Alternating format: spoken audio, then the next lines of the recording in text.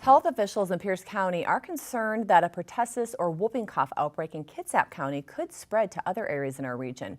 That, along with the nationwide measles outbreak, is prompting the health department to remind people about the importance of vaccinations against preventable diseases.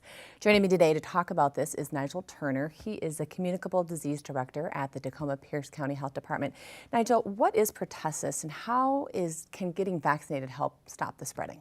Sure. Pertussis, or whooping cough, is a respiratory disease, and it can cause serious cough, long-lasting cough. It can be serious enough to cause vomiting or even break ribs, but it's really most dangerous for infants up to 3 months. And so we focus on getting people vaccinated to protect them. That's people who are around kids, and also pregnant women in the last trimester of their pregnancy should get a shot, a pertussis shot, so that the protection is passed on to their newborn child. So it's a disease that's cyclical, that goes up and down every few years, and we're due for another epidemic of it. So it's very important that the message gets out that people get vaccinated against pertussis.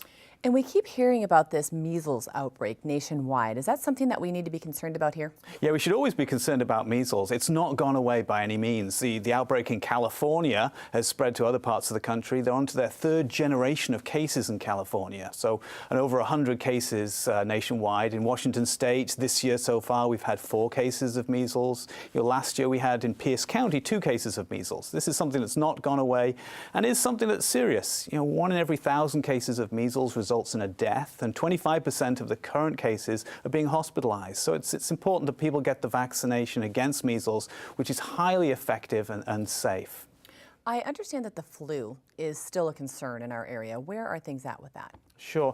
Well, there's some good news there. Our early indications suggest that flu activity may be declining a little bit, but we're certainly not through the woods yet. This has been a very serious flu year. We've had tragically 16 deaths in Pierce County.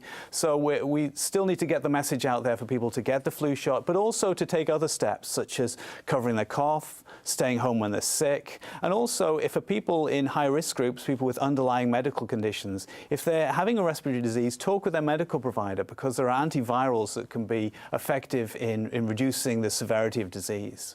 What should parents think about when they're deciding whether or not to vaccinate their children? Sure.